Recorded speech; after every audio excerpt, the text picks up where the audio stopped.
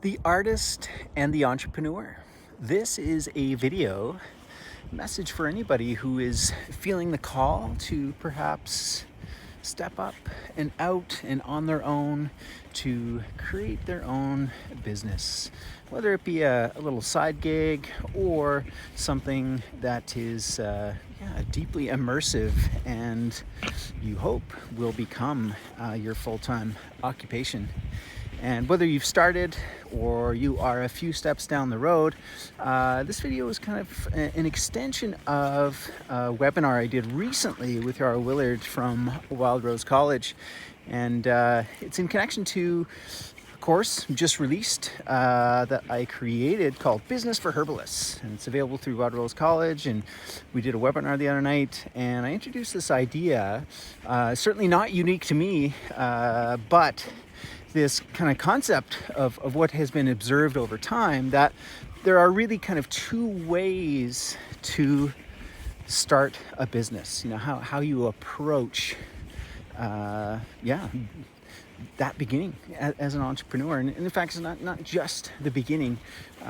It is the beginning, but it's something that occurs over and over again. And there's two archetypes: the artist and the entrepreneur, and they represent these two different paths and kind of like approaches and mentalities. And the goal here is to kind of, if one can, embrace and embody them both. And naturally, you, as I share some examples, you will kind of relate how you might be approaching this from one perspective or another. And just to kind of summarize those, I'll get into that, and then I'll share another kind of specific example which inspired this video. I thought, it might be really helpful to give some more kind of clarity around from this specific example. So the artist, I definitely identify more as the artist, and the approach, right? So don't think of this as like you're either an artist or an entrepreneur in some sort of a literal sense. Again, it's more of a metaphor, an archetype, and an approach. So the artist creates. They are absolutely creative. They are full of ideas and creative impulses born out of, their own inspiration, right? The artist literally just, hey, what is the whim, the fancy of the day in terms of what you can envision in terms of creating. And sometimes the artist starts with the sense of like, I want to create a business, what can I create? And other times they're literally just creating, and the idea of turning that into a business comes later. Doesn't matter. But the approach is, it's really born out of their own, heart and vision. And in my case, it was more something that was, part of my path and useful to me. Be that, topics and classes that I came up with. I'd gotten really good at a skill that I pursued for my own good and benefit. And I thought, what? I'm going to teach this, right? Like this could be an offering to the world. Show people how to ferment, show people how to, make chocolate, do these kinds of things that, I still continue to do today. And the main key is whether it's something you're teaching, whether it's a service you're providing, whether it's a product you've created, it's started from you. And the key distinction is now you have to go out and find the market, right? Like, who else in the world will see the value of this and want to benefit from it, right? So now you've got the thing, and you have to go find the market, the people who will want it.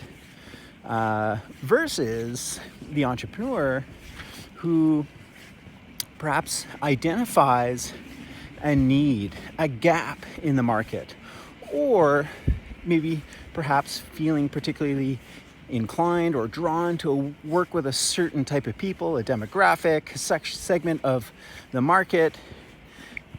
They've got that identified, and then they see a problem that then they come about to create a solution for, right? So it's a little bit different. They're starting with either the people and their problem, or a problem for a certain group of people, and then goes, you know what?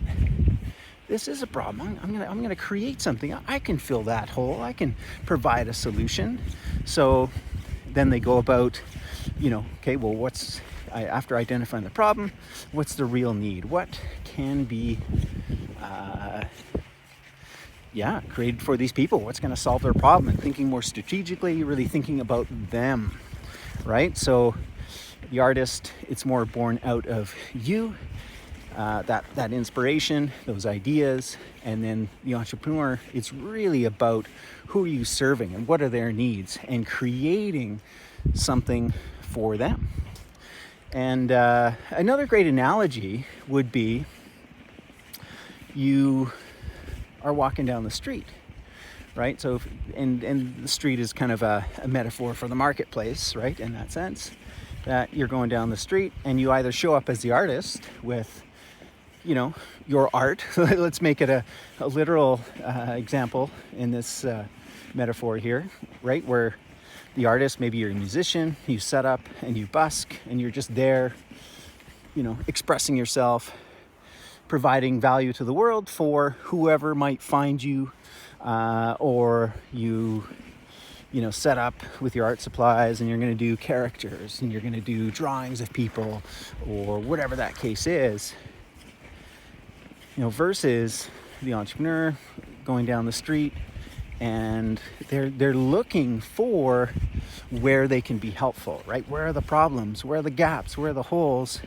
And could be any number of scenarios, right?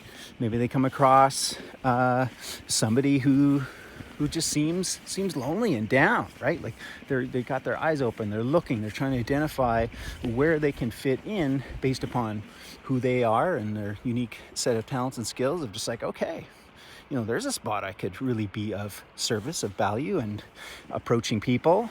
Maybe they come across, a skate park, a bunch of kids, like on scooters and skateboards and, BMX bikes, and they've got a little bit of first aid training, right? And it's like, it's not uncommon that somebody's going to get a scrape, somebody's going to get a bruise. They show up with all their salves and herbal potions, and like, oh, there we go, right?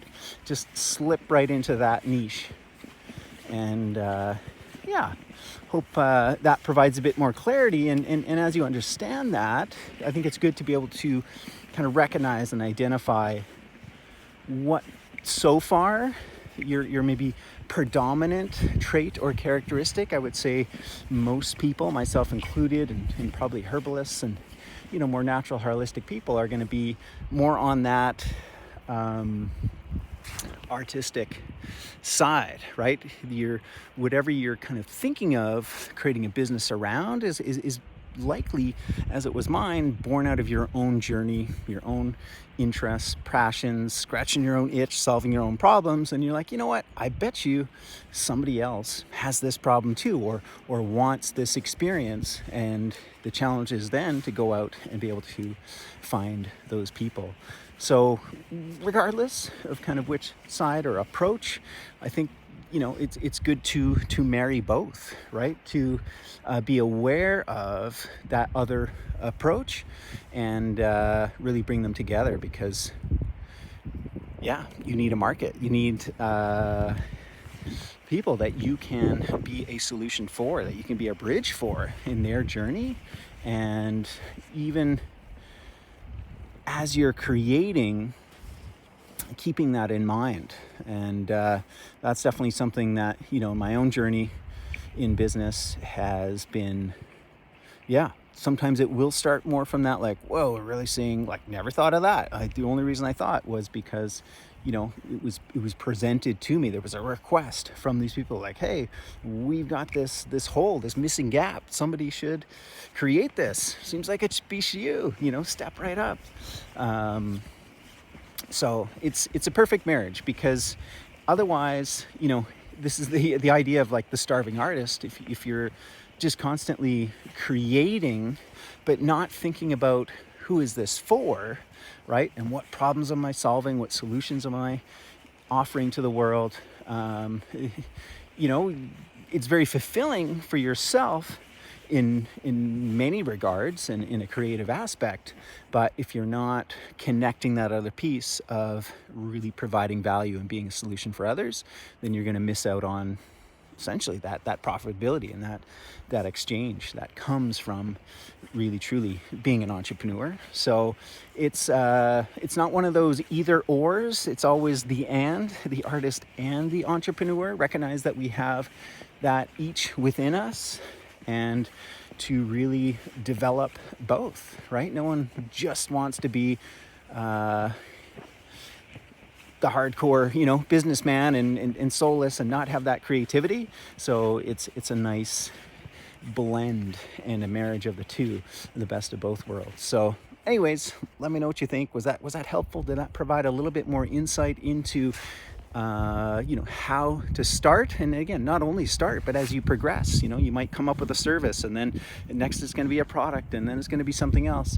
It's always, a blend of those two things. And again, you might have a place or a sense of where you start, but you need to, keep both of those together. So anyways, let me know your thoughts in the comments. Love to continue to support you on your journey. If you're an entrepreneur, solopreneur, small business owner, I'll be keeping up videos, just sharing just little bits of insights such as this. So hope you're well, doing and thriving.